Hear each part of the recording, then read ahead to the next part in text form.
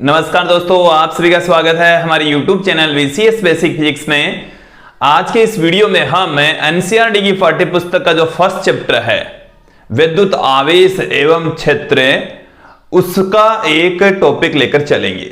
दोस्तों, हमने last time पर गाउस का नियम देखा था और आज के इस वीडियो में गाउस के नियम का एक अनुप्रयोग यहां पर देखने वाले हैं। एनसीईआरटी की पाठ्यपुस्तक में गाउस के नियम के 3 अनुप्रयोग हैं, तीनों ही काफी इंपॉर्टेंट है और उसमें से आज हम उसका पहला अनुप्रयोग यहां पर लेकर चलेंगे। पहला जो अनुप्रयोग है वो है अनंत रेखीय आवेश के कारण से विद्युत क्षेत्र की तीव्रता। ये जो टॉपिक है, ये जो वीडियो है, इसे समझने से पूर्व आपको गाउस का नियम अच्छे से आना चाहिए, अच्छे से क्लियर होना चाहिए, तभी ये वीडियो है वो ये जो टॉपिक है वो समझ आएगा। देखिए, जो गाउस का नियम है उस वीडियो को यदि आप देखना चाहते हैं तो हमारे डिस्क्रिप्शन में उस वीडियो की लिंक हमने दे रखी है। आज के इस वीडियो को स्टार्ट करने से पहले मैं आपको बता दूं गाउस का नियम क्या है। देखिए दोस्तों, गाउस का नियम बंद पृष्ठ के लिए लागू होता है और क्या कहता है गाउस का नियम कि किसी बंद पृष्ठ से संबंधित विद्युत फ्लक्स का मान बंद पृष्ठ में उपस्थित कुल आवेशों का 1/ε0 गुणा होता है। कि बंद पृष्ठ है हमारे पास में ये कोई, और इस बंद पृष्ठ में ये कोई बंद पृष्ठ है और इस बंद पृष्ठ के अंदर उपस्थित जो कुल आवेश है वो है समेशन Q। तब इस बंद पृष्ठ से संबंधित जो विद्युत फ्लक्स होगा फाई, वो होगा समेशन Q/ε0 के इक्वल। ये गाउस का नियम है। गाउस का नियम बंद पृष्ठ के लिए ही लागू होता है और गाउस के नियम की सहायता से आज हम विद्युत क्षेत्र की तीव्रता फाइंड आउट करेंगे और वो भी अनंत रेखीय आवेश के कारण से। दोस्तों, विद्युत क्षेत्र की तीव्रता ज्ञात करने से पूर्व हम विद्युत क्षेत्र की दिशा ज्ञात कर लेते हैं। सबसे पहले हम विद्युत क्षेत्र की दिशा ज्ञात कर लेंगे, फिर हम गाउस का नियम में लगाकर विद्युत क्षेत्र की तीव्रता ज्ञात कर लेंगे। तो सर्वप्रथम मैं इस वीडियो को, इस टॉपिक को, विद्युत क्षेत्र की तीव्रता तो हम देखेंगे ही, उससे पूर्व हम यहां पर देख लेते हैं विद्युत क्षेत्र की दिशा। सबसे पहले हम फाइंड आउट कर लेते हैं विद्युत क्षेत्र की दिशा। देखिए, ये जो टॉपिक है इसको भी आप लोगों को समझना है। अनंत रेखीय आवेश है और अनंत लंबाई तक फैला हुआ है, एक रेखा पर मौजूद है, या आप कह सकते हैं अनंत रेखीय तार पर उपस्थित आवेश के कारण से। इस तरीके से हो सकता है कि ये हमारे पास में कोई वायर है या ये कोई रेखा है जिसके ऊपर आवेश एक समान रूप से वितरित है, विद्यमान है, जो कि हमने धनावेश यहां पर दिखाया है। दोस्तों, अब इस वायर के कारण से हम विद्युत क्षेत्र की तीव्रता ज्ञात करना चाह रहे हैं, लेकिन विद्युत क्षेत्र की तीव्रता ज्ञात करने से पूर्व हमें विद्युत क्षेत्र की दिशा ज्ञात करनी पड़ेगी। विद्युत क्षेत्र की दिशा का पता होना जरूरी है। तो इसके लिए हम क्या करेंगे कि ये जो वायर है इसके ऊपर आवेश मौजूद है। ये जो वायर है बहुत लंबा है, इधर भी इसकी लंबाई है, हम यहां तक ही दिखा रहे हैं क्योंकि इसकी लंबाई है अनंत लंबाई है। तो मैंने ये डॉट डॉट करके दिखा दिया, इधर भी डॉट डॉट करके दिखा दिया। हमने उस वायर का थोड़ा सा हिस्सा आप लोगों के सामने दिखाया है। इस वायर के ऊपर हमने एक समान रूप से आवेश विद्यमान माना है। ये जो एक समान आवेश है इसका हम रेखीय आवेश घनत्व लैम्ब्डा लेकर चलेंगे। यहां पर आप देख लीजिए कि इस रेखीय आवेश पर एक बिंदु स्थित है O, और इस बिंदु O से स्मॉल r दूरी पर कोई बिंदु P स्थित है। स्मॉल r दूरी पर बिंदु P स्थित है जिस पर हमें विद्युत क्षेत्र की दिशा ज्ञात करनी है। तो विद्युत क्षेत्र की दिशा ज्ञात करने के लिए हम बिंदु O से समान दूरी ऊपर और समान दूरी नीचे, देखो एक बार जो मैं बोल रहा हूं उसको आप समझ लीजिए, क्या है कि O से समान दूरी ऊपर हमने A दूरी ऊपर मान ली कि A दूरी ऊपर चले तो हमें एक बिंदु मिला A, और इस बिंदु A कि जो लंबाई है वो हम छोटी सी लंबाई ले लेते हैं dl, और इस dl लंबाई के अंदर आवेश कंसीडर कर लेते हैं dq। ठीक उसी प्रकार से ही a दूरी नीचे, a दूरी ऊपर और a दूरी नीचे हम एक अन्य बिंदु ले लेते हैं b। तो हमने एक बिंदु लिया a जो कि o से स्मॉल a दूरी ऊपर है, एक बिंदु लिया हमने कैपिटल B जो कि O से स्मॉल a दूरी नीचे है। समान दूरी है, ये वाली भी a दूरी है, ये वाली भी a दूरी है। इस पर लंबाई का छोटा सा टुकड़ा हमने ले लिया जिसकी लंबाई है dl। देखिए छोटे से टुकड़े को हम कहते हैं अल्पांश। तो ये जो dl है इसे हम कहेंगे अल्पांश लंबाई। अल्पांश लंबाई, लंबाई का छोटा सा हिस्सा तो अल्पांश लंबाई। और इसे अल्पांश लंबाई में, इस dl लंबाई में जो छोटी सी लंबाई है, लंबाई भी आपने छोटी सी ली है, तो उस लंबाई में आवेश भी छोटा सा ही होगा, विद्यमान आवेश भी थोड़ा सा ही होगा, छोटा सा ही होगा, तो उसको हम अल्पांश आवेश कहेंगे। तो ये इस लंबाई में उपस्थित आवेश को dq से लिख रहे हैं, अल्पांश आवेश कहा जाएगा। अल्पांश आवेश हम उसे कहेंगे, अल्पांश आवेश कहा जाएगा। तो इस ए बिंदु पर dq आवेश है, बिंदु B पर भी dq आवेश है। यहां तक क्लियर हो गया। अब इस dq आवेश के कारण से बिंदु P पर विद्युत क्षेत्र की तीव्रता ज्ञात करेंगे। इस बिंदु A पर स्थित जो आवेश है, इस आवेश के कारण से इस बिंदु P पर विद्युत क्षेत्र की तीव्रता ज्ञात करेंगे, और इस आवेश के कारण से बिंदु P पर विद्युत क्षेत्र की तीव्रता ज्ञात कर लेंगे। फिर बिंदु P पर टोटल विद्युत क्षेत्र की तीव्रता ज्ञात कर लेंगे। देखिए कैसे कि बिंदु A पर, बिंदु ये जो A है इस पर उपस्थित आवेश के कारण से बिंदु P पर जो विद्युत क्षेत्र की तीव्रता है वो दूर की ओर होगी, इस दिशा में होगी। ये तो क्लियर हो गया। यहां से विद्युत क्षेत्र की दिशा, देखिए जो विद्युत क्षेत्र की दिशा होती है वो धनावेश से दूर की ओर और ऋणावेश के पास की ओर होती है। तो ये यहां पर धनावेश है तो इससे दूर की ओर हो गई, और बिंदु A पर जो आवेश है उसके कारण से जो विद्युत क्षेत्र की तीव्रता है उसको हम कंसीडर कर लेते हैं dE1 है। dE1 हमने मान ली है, कंसीडर कर ली है दोस्तों। अब बिंदु B पर जो आवेश है dq, उसके कारण से जो विद्युत क्षेत्र की तीव्रता है उसको हम कंसीडर कर लेते हैं dE2 है। dE2 है तो बिंदु A और बिंदु B पर समान आवेश है dq, उनके कारण से उत्पन्न जो विद्युत क्षेत्र की तीव्रताएं हैं वो dE1 और dE2 है। क्लियर। मैं इनके मान लिख देता हूं कि बिंदु A पर उपस्थित आवेश के कारण से उत्पन्न जो विद्युत क्षेत्र की तीव्रता है, A वाले आवेश के कारण से उत्पन्न विद्युत क्षेत्र की तीव्रता को हम dE1 से लिख रहे हैं। B वाले आवेश के, बिंदु B वाले आवेश के कारण से उत्पन्न विद्युत क्षेत्र की तीव्रता को dE2 से लिख रहे हैं।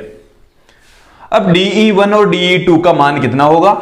ये जो आवेश है बहुत छोटा सा आवेश है, और छोटे से आवेश को हम बिंदु आवेश मान सकते हैं, बिंदुवत आवेश मान सकते हैं। और दोस्तों हम बिंदुवत आवेश के कारण से विद्युत क्षेत्र की तीव्रता का व्यंजक पढ़ चुके हैं, अध्ययन कर चुके हैं। देखिए बिंदु आवेश के कारण से, जैसे ये हमारे पास में कोई आवेश है स्मॉल q और इससे स्मॉल r दूरी पर ये बिंदु P स्थित है जिस पर विद्युत क्षेत्र की तीव्रता E, उसका व्यंजक हम ज्ञात कर चुके हैं 1/4πε0 q बट्टे में r²।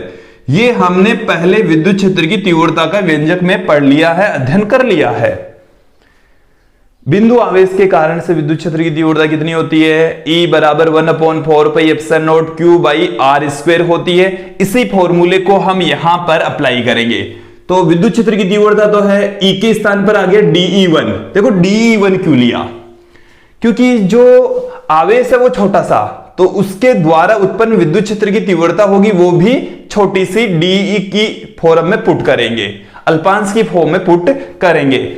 तो ये जो विद्युत क्षेत्र की तीव्रता है वो इसी फॉर्म में लिखी जाएगी। तो dE1 का मान कितना आएगा? देखिए दोस्तों 1/4πε0। आवेश का मान कितना है?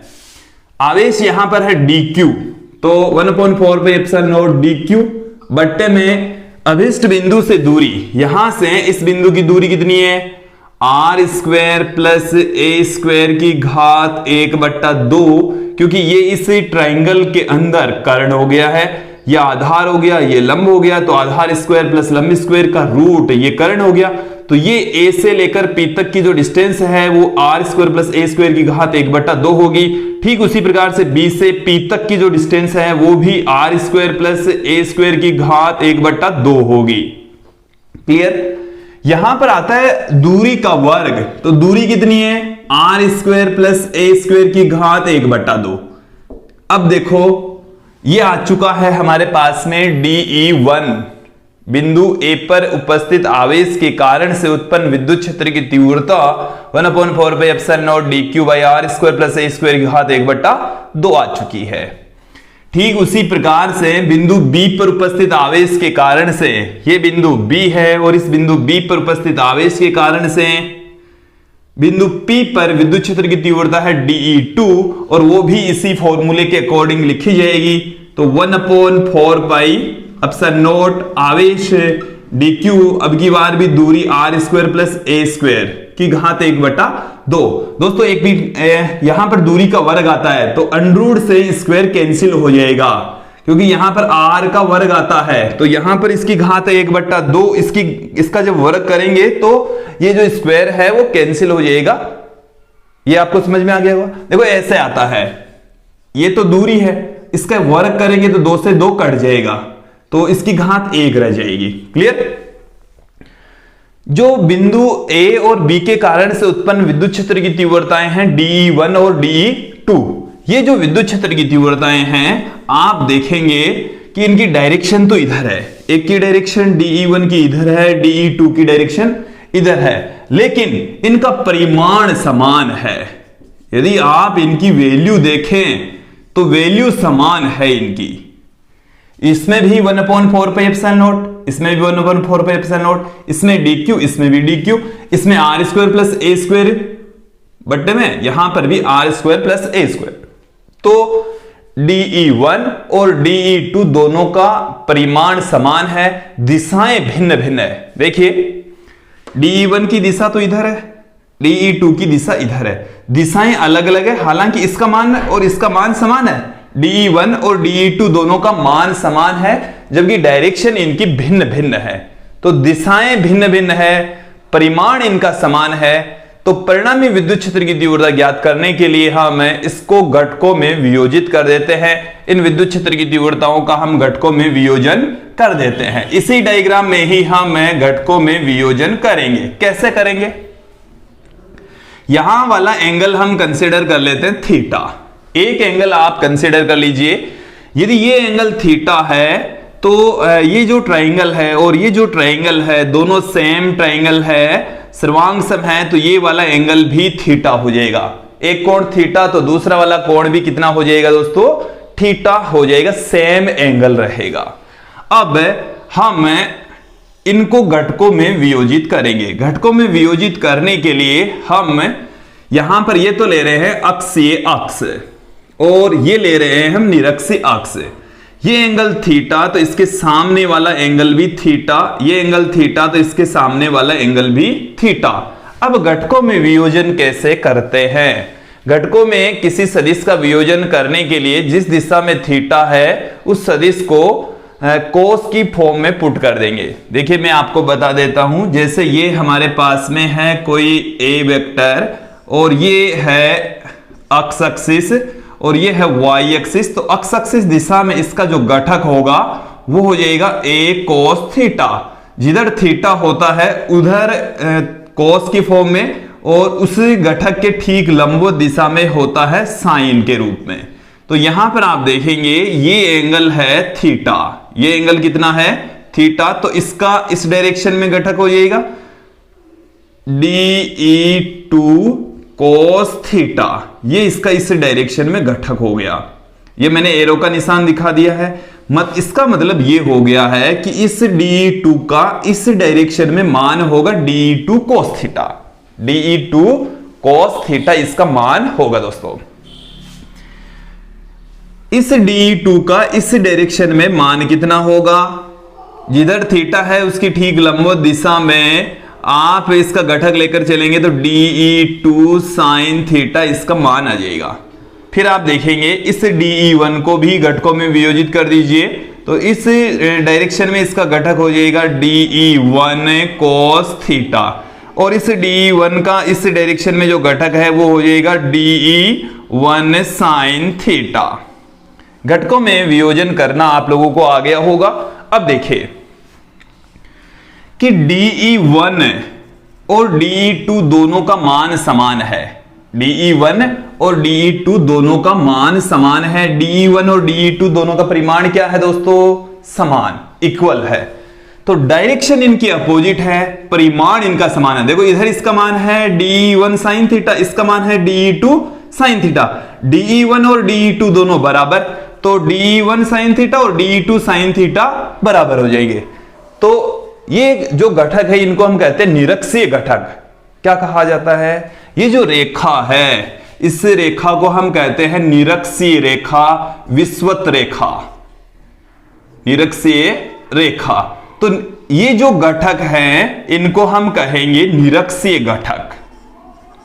तो निरक्षीय घटक कौन कौन से हैं? निरक्षीय घटक हमारे पास में हैं DE1 sin थीटा और DE2 sin थीटा। इन दोनों का परिमाण समान है, डायरेक्शन अपोजिट है, इसलिए दोनों एक दूसरे को निरस्त कर देते हैं, कैंसिल आउट कर देते हैं। इनका जो परिणामी मान है ये दोनों एक दूसरे को काट देंगे, निरस्त कर देंगे। ये वाला मान जितना ऊपर है उतना का उतना ही नीचे है, तो दोनों एक दूसरे को निरस्त कर देंगे, कैंसिल आउट कर देंगे। यदि कैंसिल आउट कर देते हैं तो निरक्षीय दिशा में विद्युत क्षेत्र की तीव्रता शून्य हो जाएगी। निरक्षीय दिशा में कोई विद्युत क्षेत्र नहीं होगा। क्लियर? अब देखिए अक्षीय दिशा में भी हमारे पास में दो घटक हैं DE1 cos थीटा और DE2 cos थीटा। ये जो दोनों घटक हैं वो एक ही दिशा में है। इन दोनों का भी परिमाण समान है, डायरेक्शन भी समान है, इसलिए परिणामी विद्युत क्षेत्र की तीव्रता जुड़ जाएगी और परिणामी जो विद्युत क्षेत्र है वो अक्षीय दिशा में ही होगा। ये जो रेखा है, ये जो आप रेखा देख रहे हैं इसको हम कहते हैं अक्षीय रेखा। और इस अक्षीय रेखा पर अक्षीय जो घटक हैं वो हमारे पास में है। कौन कौन से घटक हैं? DE1 cos थीटा और DE2 cos थीटा, ये हमारे पास में घटक है। कौन से घटक हैं?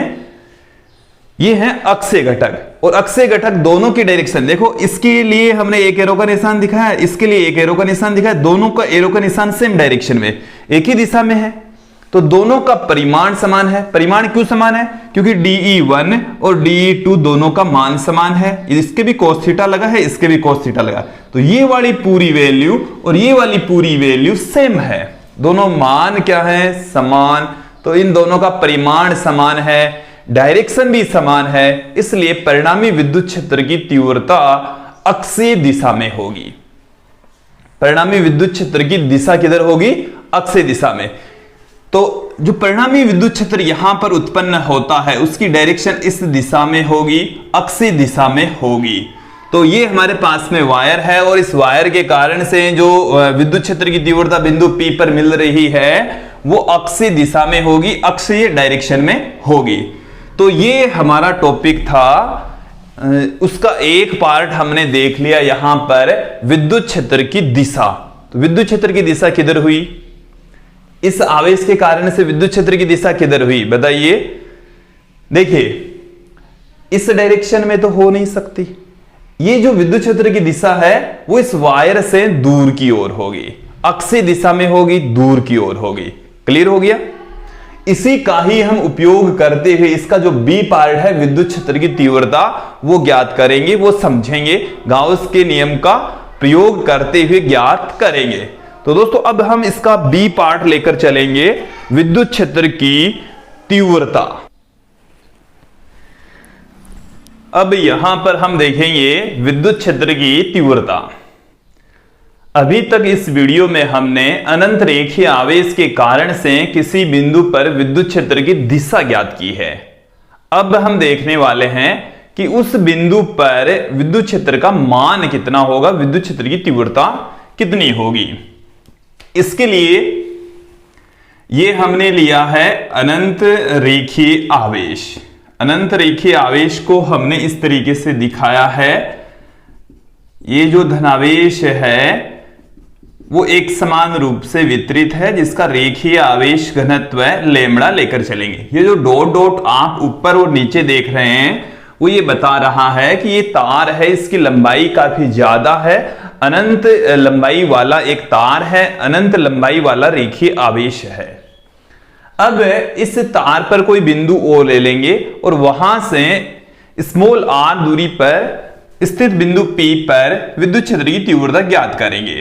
देखिए ये हमने ले लिया बिंदु O और इससे स्मॉल r दूरी पर हमने कंसीडर कर लिया कि ये है बिंदु P। अब इस बिंदु P पर विद्युत क्षेत्र की तीव्रता ज्ञात करनी है, जो कि इस तार के बिंदु O से स्मॉल r दूरी पर स्थित है। इस वायर का जो रेखीय आवेश घनत्व है वो है लैम्बडा। रेखीय आवेश घनत्व, रेखीय आवेश घनत्व क्या होता है? प्रति एकांक लंबाई में उपस्थित आवेश। तो आवेश बट्टे में जो लंबाई है उसको हम रेखीय आवेश घनत्व कहेंगे। लैम्बडा है, एक समान रूप से इस पर आवेश वितरित है और उसका जो रेखीय आवेश घनत्व है वो लैम्बडा है। अब दोस्तों इस बिंदु P पर विद्युत क्षेत्र की तीव्रता ज्ञात करने के लिए हम गाउस के नियम को अप्लाई करेंगे, गाउस के नियम को लागू करेंगे। तो गाउस के नियम को लागू करने के लिए हम ये जानते हैं कि एक गाउसीय पृष्ठ होना चाहिए और गाउसीय पृष्ठ एक बंद पृष्ठ होता है। तो देखिए दोस्तों हम क्या करेंगे कि एक ऐसे गाउसीय पृष्ठ का चयन करेंगे कि जिसका पृष्ठीय क्षेत्रफल आसानी से निकाला जा सके और जिस पर बिंदु P स्थित होना चाहिए। तो हम यहां पर बेलनाकार गाउसीय पृष्ठ का चयन कर लेते हैं। एक सममित पृष्ठ लेकर चलेंगे और उस पृष्ठ के ऊपर बिंदु P स्थित होना चाहिए, जिस पर हम विद्युत क्षेत्र की तीव्रता ज्ञात करना चाह रहे हैं। वो बिंदु उस गाउसीय पृष्ठ पर विद्यमान होना चाहिए। तो एक ऐसे गाउसीय पृष्ठ का चयन करना है कि बिंदु P उस गाउसीय पृष्ठ पर मौजूद रहे। तो हम एक बेलन लेकर चलेंगे। किस तरीके से? देखिए स्मॉल r त्रिज्या का और L लंबाई का हम एक बेलन लेकर चल लेंगे। ये हमारे पास में इस बेलन की जो लंबाई है वो स्मॉल l है। ये जो वायर है उसमें से स्मॉल l लंबाई दूरी तक हमने इस बेलन को ले लिया है। इस बेलन की रेडियस स्मॉल r है। यहां तक डायग्राम आप लोगों को समझ में आ गया होगा। ये जो डायग्राम है इसमें ये जो हमने पृष्ठ दिखाया है इसको हम कह रहे हैं गाउसीय पृष्ठ।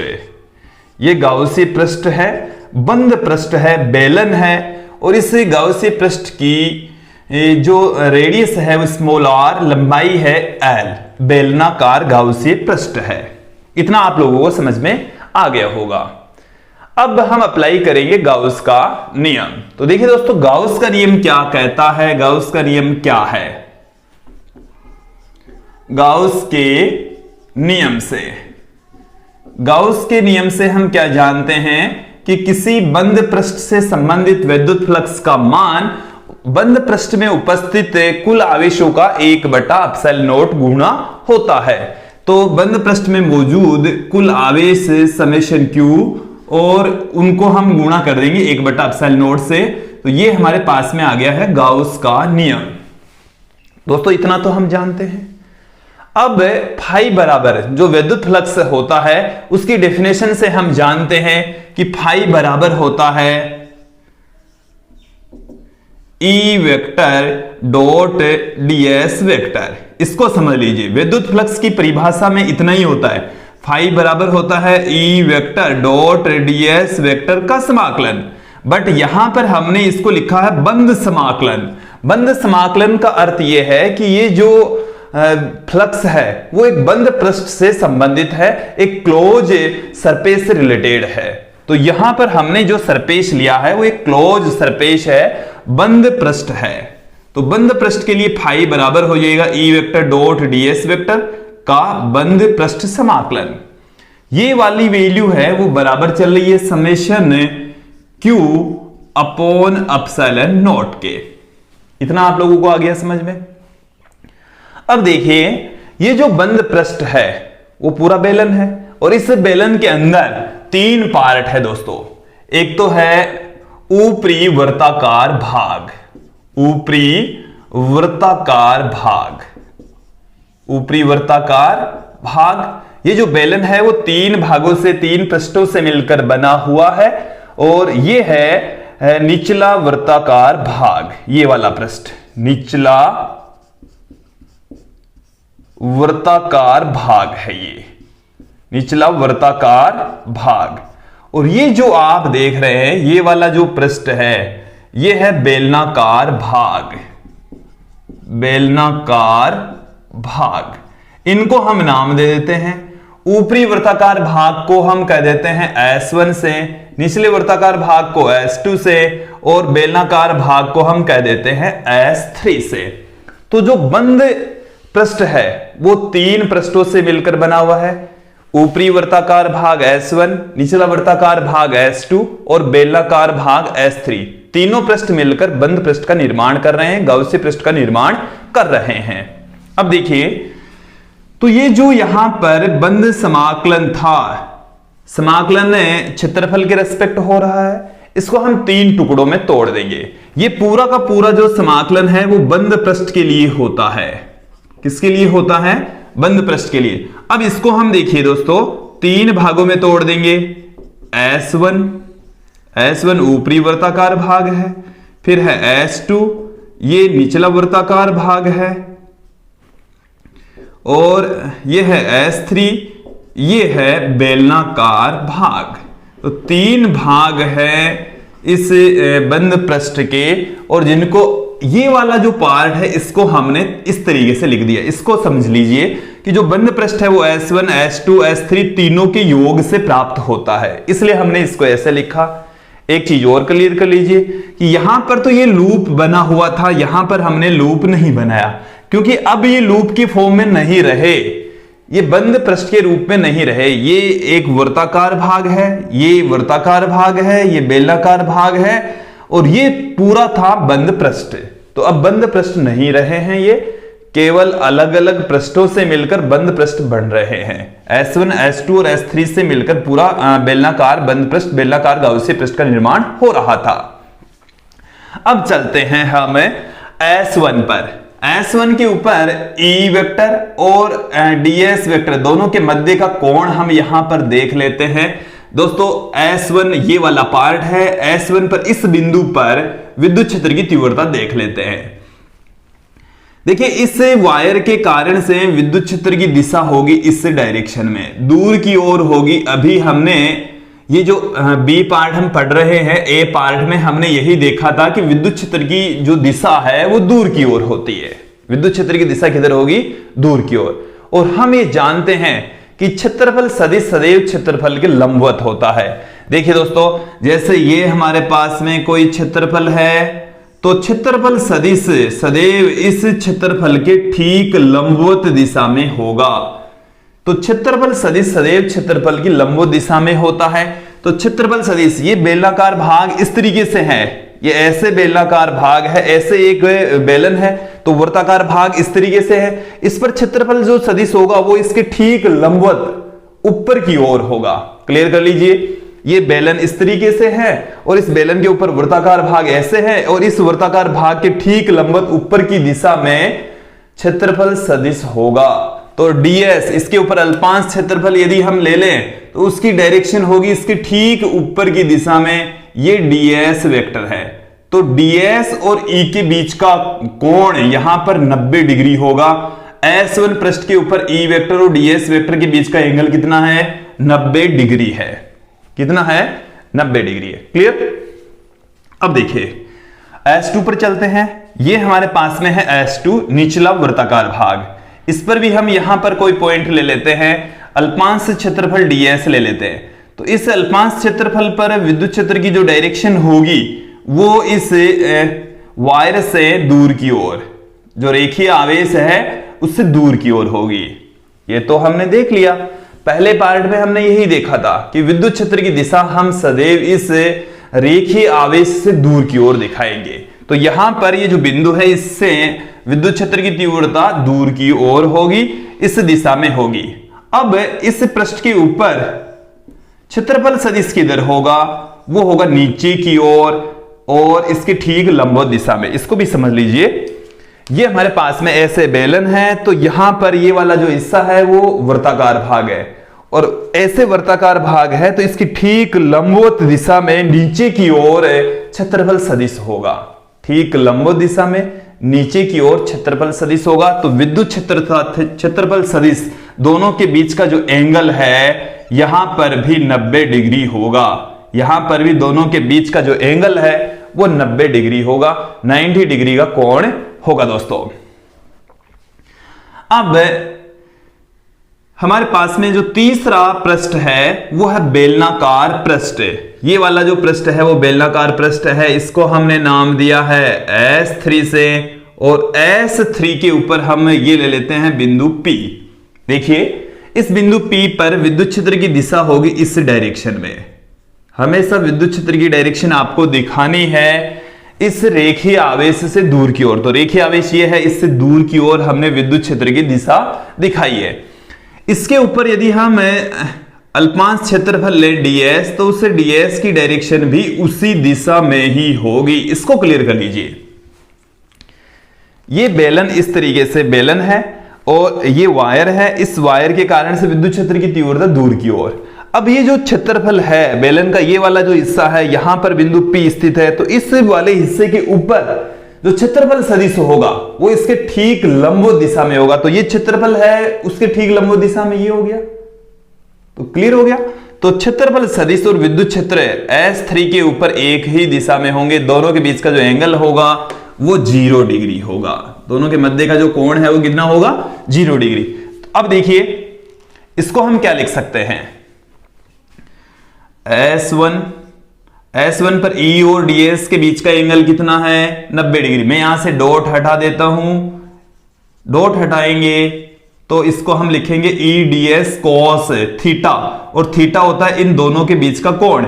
E और ds के बीच का कोण कितना है, 90 डिग्री। तो मैं यहां पर कर देता हूं cos 90।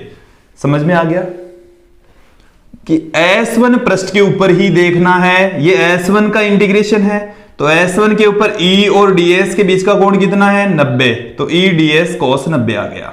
क्लियर। फिर S2 पर भी E और ds के बीच का एंगल कितना है, फिर से 90।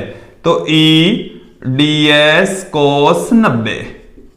फिर प्लस में S3 पर E और ds दोनों एक ही दिशा में हैं, इसलिए दोनों के बीच का जो एंगल है E ds cos 0 होगा, बराबर में है समेशन q अपॉन में एप्सिलॉन नॉट। अब इस समेशन q को भी हम यहां पर ज्ञात कर लेते हैं। समेशन q होता है बंद पृष्ठ में उपस्थित कुल आवेश। बंद पृष्ठ में उपस्थित कुल आवेश। तो दोस्तों यहां पर हम इस पूरे बेलन के अंदर जो बंद पृष्ठ है उसमें कुल आवेश हम कंसीडर कर लेते हैं, समेशन q है। कितना आवेश है, समेशन q। तो कुल आवेश आ गया समेशन q। अब इस बेलन की लंबाई कितनी है, या इस बेलन के अंदर देखो आवेश कितनी दूरी में आ रहा है, L दूरी में आ रहा है। तो इस बेलन में गाउसी पृष्ठ में L दूरी तक आवेश विद्यमान है। तो यहां से समेशन q इक्वल टू हम क्या लिख सकते हैं, यहां से ये लेमड़ा बराबर आ गया समेशन q अपॉन में L। ये लेमड़ा बराबर हमें मिल चुका है समेशन q अपॉन में L। तो समेशन q बराबर क्या आ गया, समेशन q बराबर कितना आया, लेमड़ा इंटू L। तो ये आ गया लेमड़ा इंटू L। मैंने यहां पर इसको ये मैंने यहां से लिखा है, समेशन q के स्थान पर लेमड़ा इंटू L बट्टे में एप्सिलॉन नॉट पढ़ा ही है। पृष्ठीय रेखीय आवेश घनत्व है, और ये जो रेखीय आवेश घनत्व है वो आवेश बट्टे में लंबाई के इक्वल होता है। और यहां पर आवेश गाउसी पृष्ठ में उपस्थित कुल आवेश जो कि समेशन q के इक्वल हम लेकर चलते हैं। और इस गाउसी पृष्ठ के अंदर जो वायर है रेखीय आवेश है उसकी लंबाई स्मॉल l है, तो हमने स्मॉल l से इसको डिवाइड कर दिया है। अब देखिए cos 90 का जो मान होता है 0 होता है, तो ये पूरा का पूरा जो पद है दोस्तों शून्य आ गया, क्योंकि ये 0 तो पूरा का पूरा पद कितना हो जाएगा, 0 हो जाएगा। cos 90 फिर से, cos 90 का मान फिर से 0, तो ये पद भी पूरा का पूरा कितना हो गया दोस्तों, 0 हो गया। अब cos 0 का मान होता है 1, cos 0 का मान 1 हो गया, तो यहां रह गया e into ds, e into ds रह गया है। तो e इंटू ds में से e विद्युत क्षेत्र की तीव्रता है। S3 पृष्ठ के ऊपर ये जो बेलनाकार पृष्ठ है, इस पर विद्युत क्षेत्र एक समान रूप से है। विद्युत क्षेत्र क्या है, एक समान रूप से विद्यमान है। विद्युत क्षेत्र एक समान रूप से विद्यमान है तो नियत है विद्युत क्षेत्र इस पूरे के पूरे पृष्ठ पर, इसलिए हम इस विद्युत क्षेत्र की तीव्रता को इंटीग्रेशन से बाहर रख देते हैं, समाकलन से इसको बाहर पुट कर देते हैं। इसको हम बाहर पुट क्यों कर रहे हैं, इसको एक बार फिर से क्लियर कर लीजिए, क्योंकि S3 पृष्ठ के ऊपर विद्युत क्षेत्र एक समान है।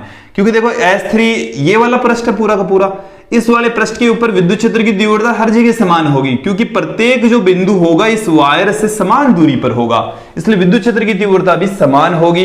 इसलिए हम इसको इंटीग्रेशन से बाहर पुट कर देंगे। ये यहां पर कांस्टेंट की भांति काम कर रहा है, ये एक नियत वैल्यू देता है, इस वजह से बराबर लैम्डा एल अपॉन में एप्सिलॉन नॉट।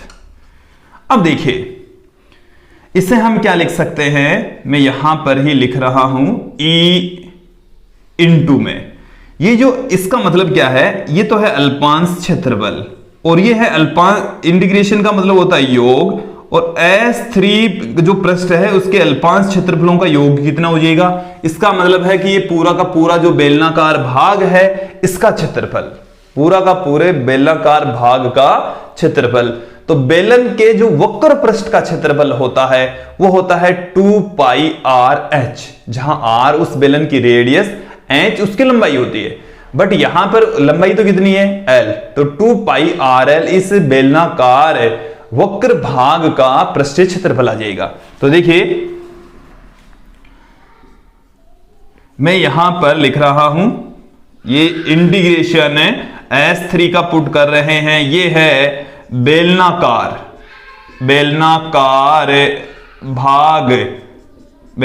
भाग S3 का क्षेत्रफल, और वो हमारे पास में है 2 पाई आर एल के इक्वल, 2 पाई आर एल के इक्वल है, इसके बराबर है। अब देखिए तो मैं यहां पर पुट कर दूं, ये वाली जो वैल्यू है वो हमारे को मिल गई है 2 पाई आर एल बराबर चल रहा है लैम्डा इंटू एल अपॉन में एप्सिलॉन नॉट। तो यहां से L से L कैंसिल हो गया, E बराबर हमें क्या मिल गया, लैम्डा अपॉन में 2 पाई एप्सिलॉन नॉट R, ये मिल चुका है। तो दोस्तों ये हमारे पास में जो वैल्यू आई है वो मैं अब यहां पर पुट कर देता हूं, इतना आप लोगों को समझ में आ गया होगा। इस डायग्राम को मैं यहां से मिटा रहा हूं, जो वैल्यू है वो अब मैं पुट कर रहा हूं। फाइनल जो वैल्यू आई है वो क्या आई है, देखिए वहां से देखिए E बराबर हमें मिल गया है 2 पाई एप्सिलॉन नॉट R, और ये लैम्डा यहां पर पड़ा ही है, तो लैम्डा यहां पर पड़ा है 2 पाई R एप्सिलॉन नॉट, ये बट्टे में आ ही गया है।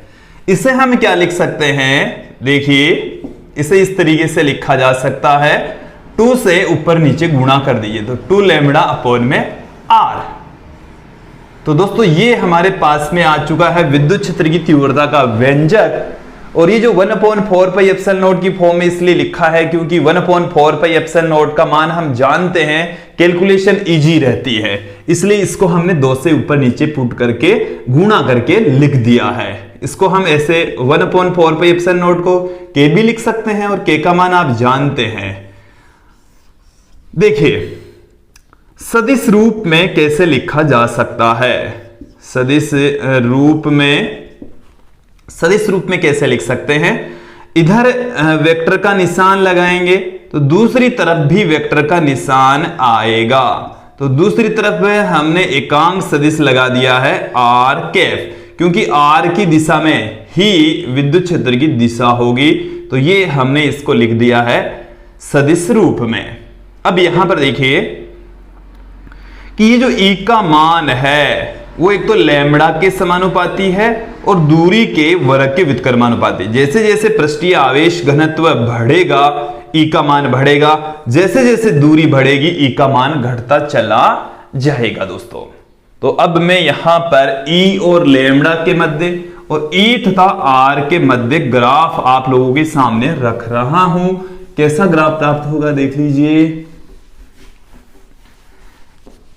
ये ग्राफ हम लेकर चल रहे हैं ई और लैम्बडा के मध्य। ये जो लैम्बडा है वो है रेखीय आवेश घनत्व है, रेखीय आवेश घनत्व है। तो रेखीय आवेश घनत्व और विद्युत क्षेत्र की तीव्रता के मध्य यदि आप ग्राफ खींचते हैं तो एक सीधी रेखा प्राप्त होगी, क्योंकि दोनों एक दूसरे के समानुपाती होते हैं, दोनों डायरेक्टली प्रोपोर्शनल होंगे दोस्तों। दूसरा जो ग्राफ है वो भी देख लीजिए। दूसरा जो ग्राफ है वो है विद्युत क्षेत्र की तीव्रता तथा दूरी के मध्य। तो ऐसा ग्राफ प्राप्त हो, क्योंकि दूरी और विद्युत क्षेत्र की तीव्रता दोनों एक दूसरे के व्युत्क्रमानुपाती होते हैं। जैसे जैसे डिस्टेंस बढ़ेगी विद्युत क्षेत्र की तीव्रता घटती चली जाएगी। तो दोस्तों ये था रेखीय आवेश के कारण से विद्युत क्षेत्र की तीव्रता का व्यंजक, और मुझे उम्मीद है यहां तक आप लोगों को ये अच्छे से समझ में आ गया होगा। अब दोस्तों जैसे इसके ऊपर डिपेंड न्यूमेरिकल क्वेश्चन किस तरीके से पूछे जा सकते हैं, मैं एक न्यूमेरिकल क्वेश्चन जो एनसीईआरटी की बुक है उसका मैं आप लोगों को बता देता हूं। क्वेश्चन एक बार समझ लेंगे आप लोग कि रेखीय आवेश के कारण, रेखीय आवेश के कारण, अनंत रेखीय आवेश के कारण 2 सेंटीमीटर दूरी पर 9 गुणा 10 की घात 4 न्यूटन प्रति कूलाम का विद्युत क्षेत्र उत्पन्न होता है। विद्युत क्षेत्र उत्पन्न होता है। क्वेश्चन समझ लीजिए कि रेखीय आवेश हमें दे रखा है और 2 सेंटीमीटर ये हमें आर की वैल्यू दे रखी है, इतना विद्युत क्षेत्र उत्पन्न होता है, इसका मतलब ये हमें ई की वैल्यू दे रखी है। तो रेखीय आवेश घनत्व ज्ञात कीजिए, रेखीय आवेश घनत्व ज्ञात कीजिए। इसका मतलब हमें लैम्बडा की वैल्यू ज्ञात करनी है। किसका मान ज्ञात करना है दोस्तों? लैम्बडा का मान ज्ञात करना है। कैसे करेंगे? हमारे पास में फॉर्मूला है E = K 2 लैम्बडा अपॉन में R। तो यहां से लैम्बडा बराबर आ गया है E इंटू में R बट्टे में K इंटू में 2। ये फॉर्मूले से हमने लिख लिया। सबकी वैल्यू पुट कर दो। E का मान हमारे पास में 9 गुणा 10 की घात 4, R का मान हमें दे रखा 2 सेंटीमीटर, मतलब 2 गुणा 10 की घात -2 मीटर। तो 2 गुणा 10 की घात -2 मीटर आ गया। K का मान हम जानते हैं 9 गुणा 10 की घात 9, ये 2 यहां पर पढ़ाइए। जो कुछ कट पिट रहा है उसे काट पीट दीजिए। सेंस क्या रह रहा है देख लीजिए। 9 से 9 कैंसिल हो गया, 2 से 2 कैंसिल हो गया, 10 की घात 9 ऊपर जाएगी तो माइनस की 9 हो जाएगी, माइनस की 2 पहले से पड़ी है, तो 10 की घात 4 -11, तो ये आ गई 10 की घात -7। अब इसका मात्रक देख लीजिए। ये जो लैम्बडा है वो होता है आवेश बट्टे में लंबाई, आवेश बट्टे में लंबाई। तो आवेश का मात्रक तो हो गया है कूलाम, आवेश का मात्रक हो गया कूलाम, लंबाई का मात्रक हो गया मीटर। तो कूलाम प्रति मीटर, कूलाम प्रति मीटर इसका मात्रक आ जाएगा। ये इसका फाइनल आंसर आ जाएगा। तो दोस्तों ये था रेखीय आवेश या अनंत लंबाई वाले रेखीय तार पर उपस्थित आवेश के कारण से विद्युत क्षेत्र की तीव्रता का व्यंजक। गाउस के नियम का पहला अनुप्रयोग था। मुझे उम्मीद है आप लोगों को ये जो अनुप्रयोग है वो अच्छे से समझ में आ गया होगा।